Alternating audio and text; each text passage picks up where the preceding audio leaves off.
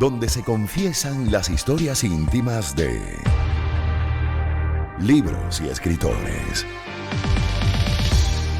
Gladys en Éxitos.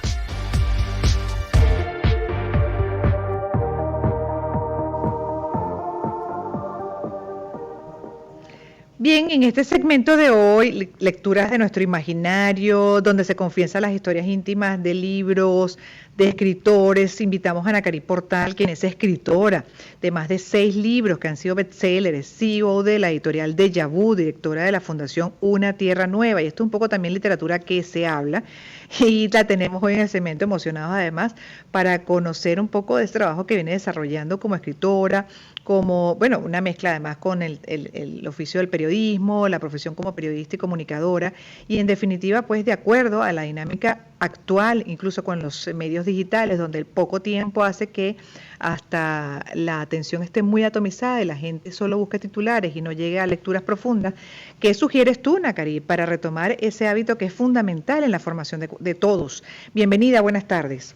Hola, ¿qué tal? Buenas tardes. Bueno, yo quiero para retomar la lectura, no irnos a la primera con libros que sean tan complejos de leer. Siento que muchas veces lo que sucede es que cuando estamos en la universidad nos mandan clásicos, entonces ya cuando estamos allí y no tenemos ese acercamiento a la lectura, porque no a todos les encanta, en mi caso desde muy pequeña lo amaba, pero de repente si yo hubiese empezado a leer a Dostoyevsky, hubiese empezado a leer a Hesse, en vez de leer libros como, yo recuerdo que mi primer libro que me encantó, tuve mucho, pero que marcó mi vida, se llamaba La princesa que creía en cuentos de hadas. Entonces era un libro, o El caballero de la armadura oxidada. Entonces la gente a veces juzga mucho los libros de motivación de alguna forma, pero cuando te das cuenta son libros que te van acercando siendo más chico a la lectura y que no tienen una edad. Que de repente, por lo menos con mis libros, yo empecé escribiendo lo que me hubiese gustado leer, y personas que llegaban a mis firmas o a mis conferencias eran personas que me decían, mira, nunca había leído un libro y no sé qué pasó, pero contigo sí. Entonces, cuando te digo que de repente uno de mis libros favoritos es Crimen y Castigo, entonces, pero es difícil. Es un libro que es complejo de leer y yo digo, imagínate que hubiese empezado por eso. Entonces, para empezar con los hábitos de lectura hay que entender que si es por falta de tiempo, también se pueden escuchar los libros en audiolibros. Entonces podemos acercarnos a otra experiencia de lectura. El mundo ha evolucionado y con esta evolución hay opciones. Hay libros en audiolibro, puedes leerlos en tu celular, puedes leerlos en físico. Hay tantas opciones que es no quedarnos paralizados. Y bueno, si de repente a ti como docente o a ti como profesional o como escritor te gusta de repente, como decía, Dostoyevsky, no sé cómo se pronuncia bien el nombre, pero el autor de Crimen y Castigo, de repente hay personas que a mí me pasaba mucho. Cuando yo era más chiquita y leía un libro me decían, no, bueno, es que no conoces, no estás leyendo algo bueno, pero ¿qué es bueno y malo dependiendo de quién? Gracias a eso ahora leo clásicos fascinada y no dejándolos a la mitad, porque imagina tu primera vez esquiando, no puedes porque es muy difícil. Pero imagínate que te digan, no, es que no vas a servir para nada, no vas a querer hacerlo. Pero si poco a poco empiezas y te gusta, así va a ser. Lo mismo es la lectura. Es arrancar con los que te gusten. Va a ser el hábito, exactamente, entender y buscar, y además también, bueno, no establecerse incluso géneros como una especie de obligación, porque también a veces por en algún momento, ya hoy en día creo que eso ha sido bastante más suavizado, pero existía como una presión también social de si no lees eres un ignorante, etcétera. Entonces siempre la competencia entre el que leía mucho, cuánta cultura había podido almacenar, cuánto conocimiento, y eso muchas veces hasta se presumía, ¿no?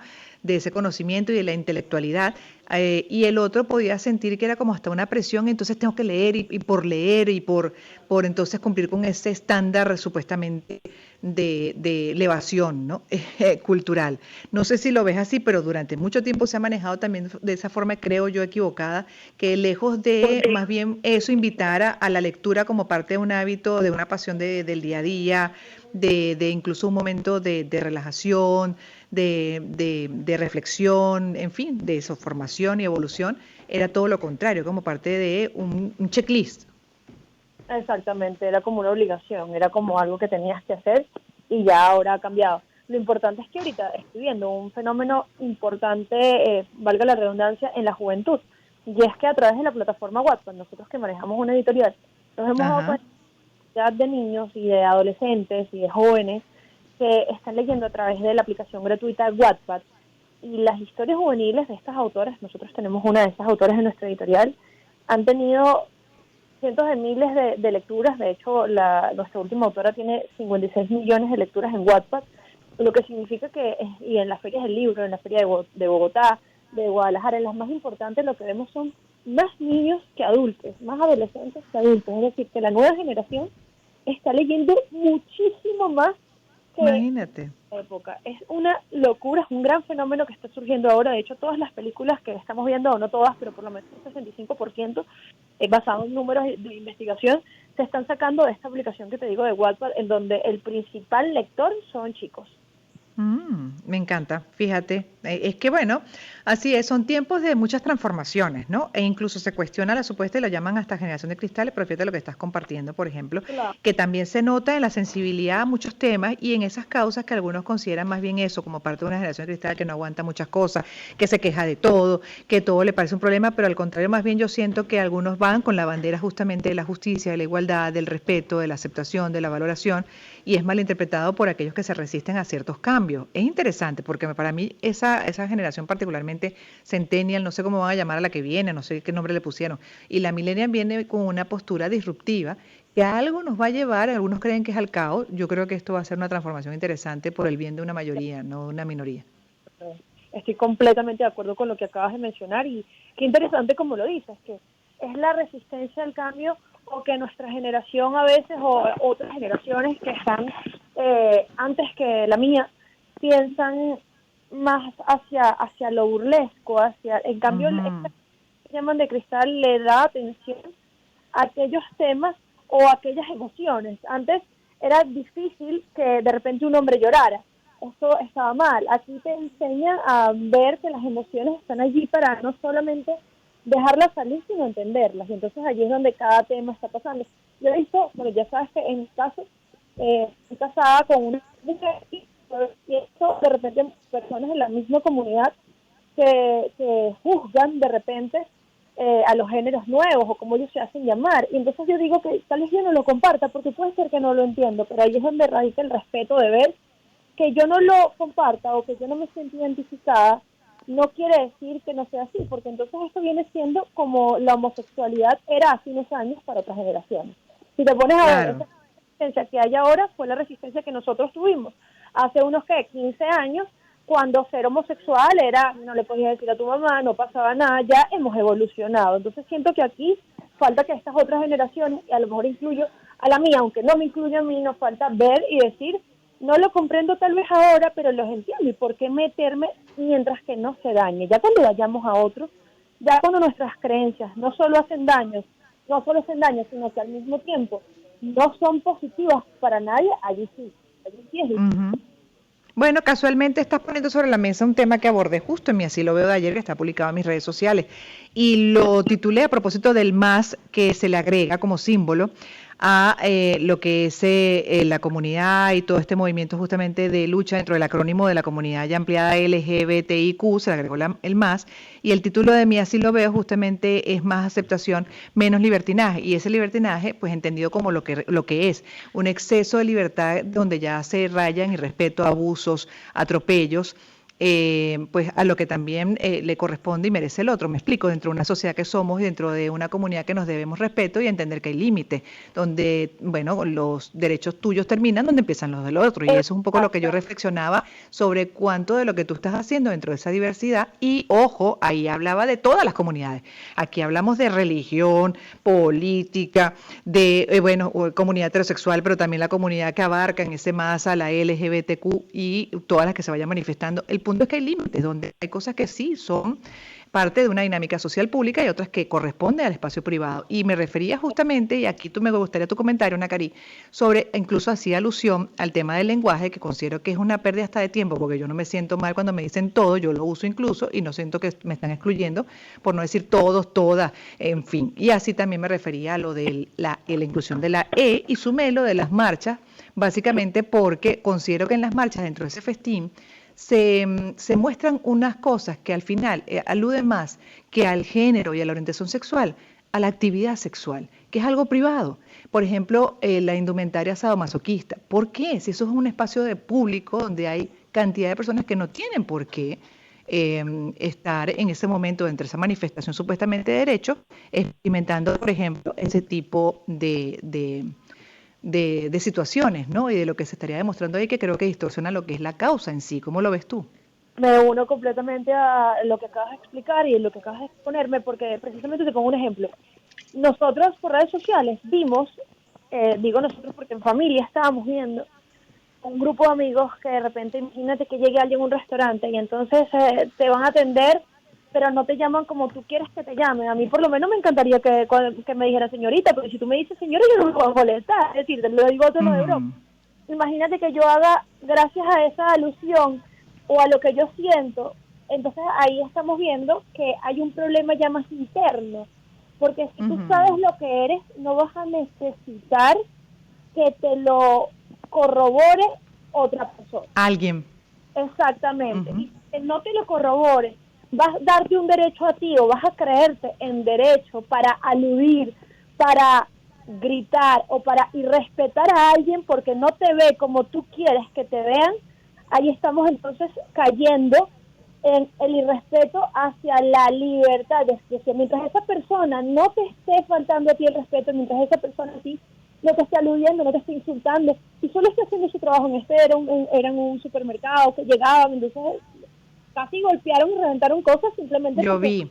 Entonces, lo viste, ¿verdad? Me pareció una Sí, total horror. locura, una locura. Entonces puede ser que yo, como te digo, yo no lo entiendo, respeto, si por lo menos, imagínate que el día de mañana mi hijo me dice, yo no me siento, o mi hija me dice, yo no me siento como una niña, ni me siento como un... Vamos a tratarlo, vamos a hablarlo, vamos a buscar, vamos a llegar al fondo de eso.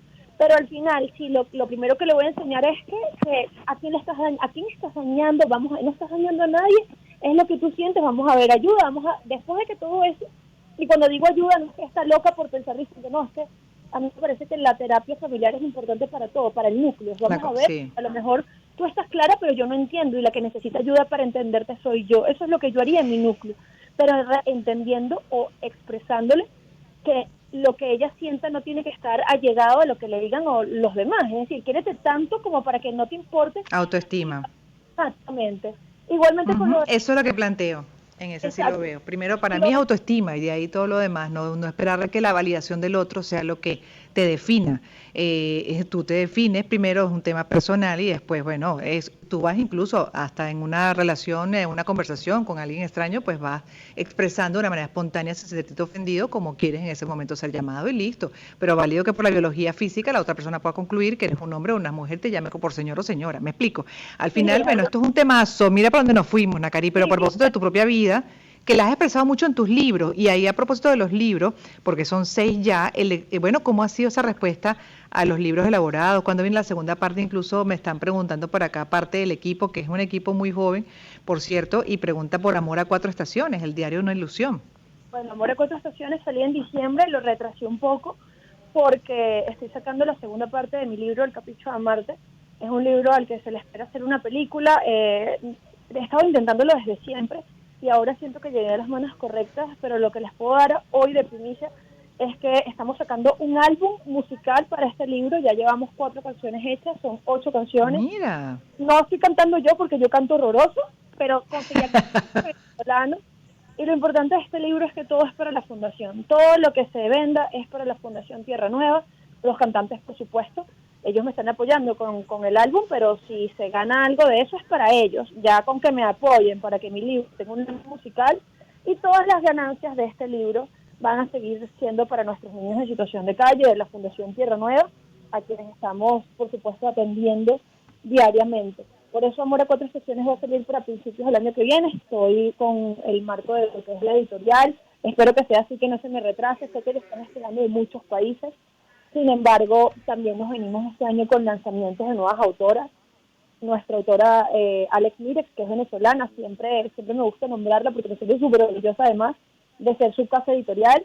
Hemos estado en el puesto número 1 de más de 14 países en el habla hispana, nuestra editorial, y ella como autora un libro que ha estado en la lista 1 de mayores ventas en Casa del Libro, Corte Inglés en España, en todas las librerías de Latinoamérica, y es una venezolana que empezó en Wattpad, que empezó con su sueño a escribir, y miren ahora a dónde ha llegado, y eso es lo que está Me pasando. encanta.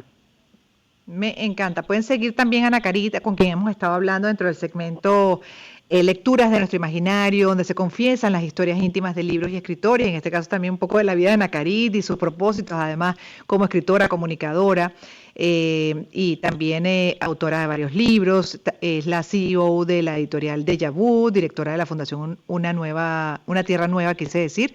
La pueden seguir por @Nacarit Portal, es su nombre, y ha estado invitada hoy en este segmento. Mil gracias, Nacarit, cuídate mucho. Muchísimas gracias por la invitación. Ha sido un placer además tener esta conversación contigo. Estudió Comunicación Social en la Universidad de Santa María y también Artes Escénicas, un poco de todo, y bueno, comunica también a través de su cuenta, muchos la siguen justamente porque además comunica, bueno, sobre valores esenciales de vida en general, pues que debemos siempre tener presentes en esa autoestima que hablábamos, ese amor propio que permite que también uno funcione mejor hacia adentro y hacia afuera. Son las 3.